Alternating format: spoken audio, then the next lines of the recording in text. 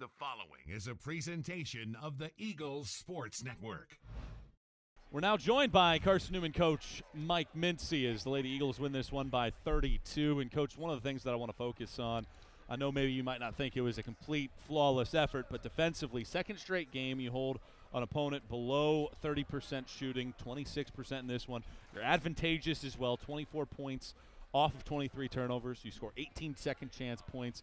It might not have been the cleanest game that your team played, but they hustled. How do you assess your group's effort? Well, I like the way you put it, basically. I mean, it wasn't pretty at times. I thought in the first half, after they got a 5-0 lead, of course it was our 3 turnovers that we had that kind of led into that. But on the defensive end especially, out of the press, into the half court, I thought we were pretty tenacious. We had a lot of intensity, keeping our man in front, guarded ball screens the way we want to do it. And every shot attempt it felt like that they took was somewhat contested, and that's what we wanted to do, was try to control that environment, so to speak.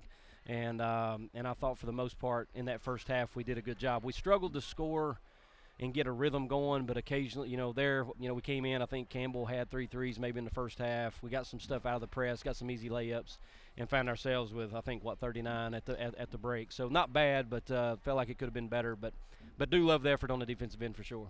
Braylon Weichel scores a season-low 8 points, 3 of 16 shooting from the field. Very uncharacteristic for her, but you get Michaela Alvey, scores 16 points, 7 of 9 shooting from her. Harley Smith with her first double-digit scoring effort of the year. We talked about it before the game. It might not necessarily be 3 players carrying the load at all times, but you have a lot of different options. What can you say about the aggressiveness offensively of some of the players that don't necessarily average as many points?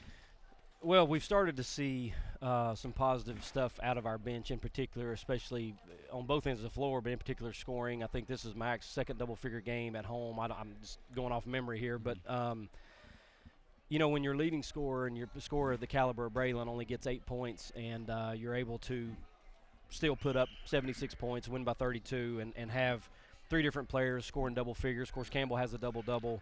I think it's a testament to where we're headed and how we're improving, and we're not just relying on 1 player or 2 players. We have a multitude of players that are capable of coming in on any given night and certainly helping us to score.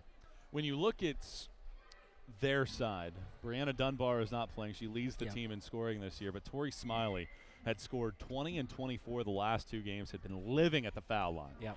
1 of 8 in this game, yeah. 4 points, 8 turnovers. What did you do defensively to frustrate some of their better scorers? Well, again, it's just, keeping them in front and making them take tough shots over you, whether it be from the 3 or layups, whatever. I thought we did a good job at Emory Henry Saturday. Certainly did a pretty good job with that tonight.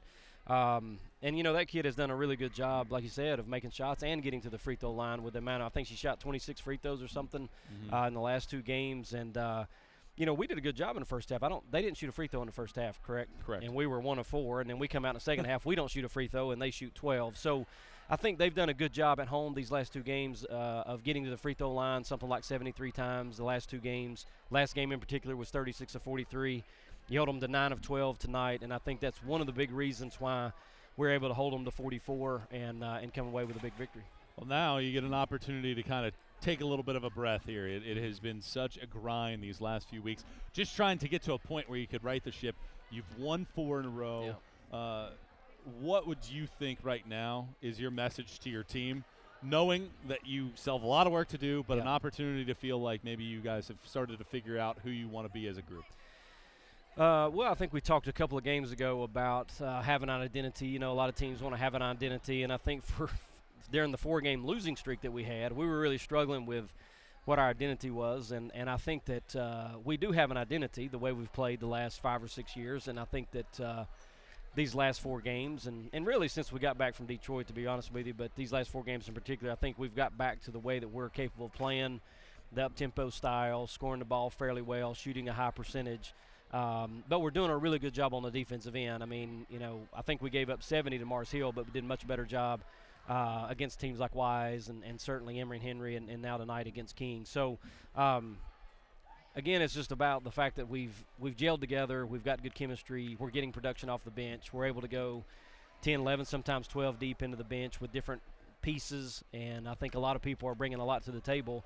And I think it just bodes well for us as we go into the second semester. We know that it's a long road in the January and February. A lot of great teams be coming here, and we'll be going to face them. And so, but it is nice to have a break. I'm not going to lie to you. It's been a grind. It feels like it's been a whirlwind. So enjoy the 6 days off, and then we'll get back in here on 27th to practice. But glad that we could end this calendar year on a W. Congrats on the win. Merry Christmas. Enjoy your new year. You too. Thank you, Mike. It's Carson-Newman coach Mike Mincey.